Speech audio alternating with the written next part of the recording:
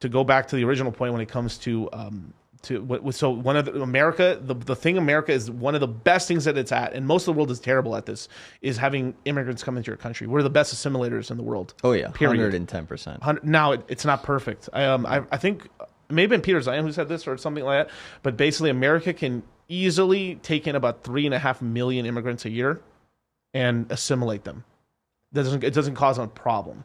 Any more than that a year, you start having intestinal problems. Yeah. But basically, we can assimilate basically 1% of the United States population a year, every year. Now, when you end up having people, and these are the people that work the jobs that Americans don't want to work. I worked in that. I did that for a long time. I was digging. I know. Yeah. We were digging the ditches and stuff. We were using the ditch witches and doing all this kind of stuff and doing it by hand. I mean, I worked in the trades as you do as well, right? But it's all Salvadorians, Mexicans, Guatemalans now. Yeah. Because in my business, I had primarily just Mexican and Salvadorians. Right. But right now, because it's slowed down a little bit, because the countries we're mostly getting Guatemalans now and Venezuelans a little bit as well now. But what's going on is that when these people come over, they tend to have families of 3 to 4 kids, right? And this is what keeps the United States, because of the immigrants and stuff. This is why we're the largest first world country with the best demographics right now. And we have I think our birth rate is 2.2, 2.3.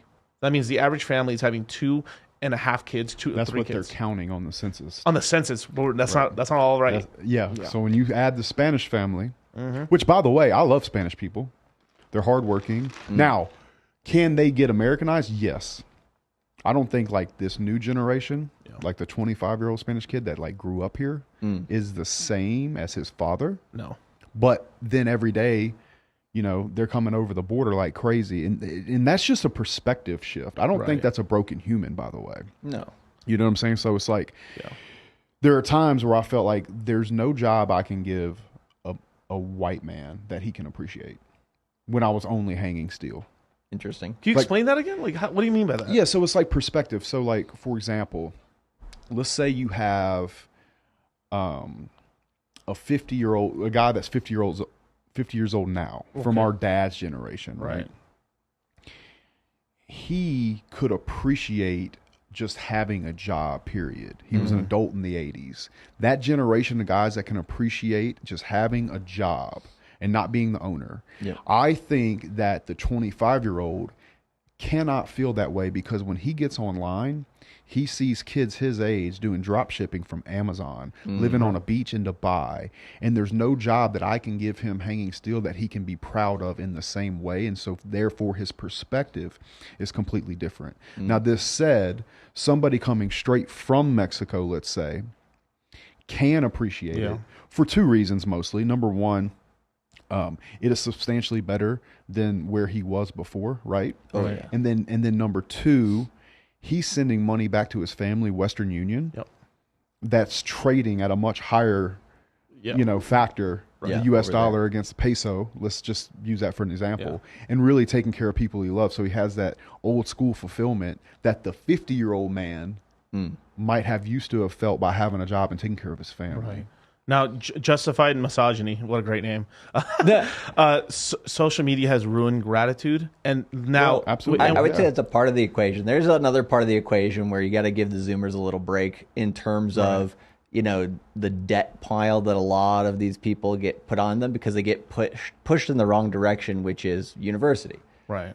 I would say we live in such a ridiculously debt-based society. I mean, you were talking about it before in a different way, right? With people addicted to debt.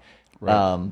That part right there, I do see as it's just it's one of those things where it's just it's a dragon that a lot of people they see that and then they are experiencing that, and it's either okay, I'm gonna try to go for glory, or they kind of feel like they're in a hole they can't dig out of. I think. I completely agree with that. I'll tell you another thing I'd add to it is that most generations look at the generation right behind them, right, and talk poorly about them. I actually don't feel that way. On down and up, right? Yeah. Exactly. Yes, but I'm talking about the older generation talking down in this particular case, and the reason for all of history that's happened. Yes, Yeah. It's like the teenager rebellion Yes, thing. exactly. Yep. But what I think the older generation is always missing is the fact that the new generation, the one right behind them, has this new set of opportunities that create this new set of problems. Right. Yep. So take my dad, for example.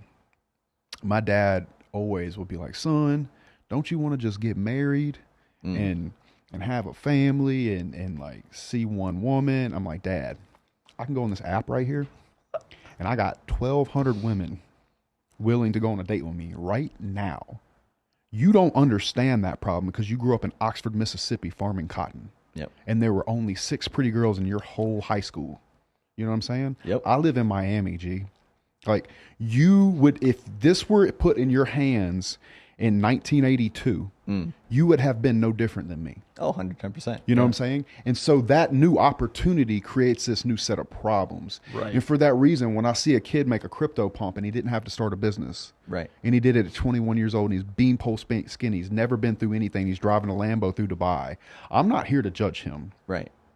Because I know that with that opportunity comes the problem of like trying to find himself as a person. Right.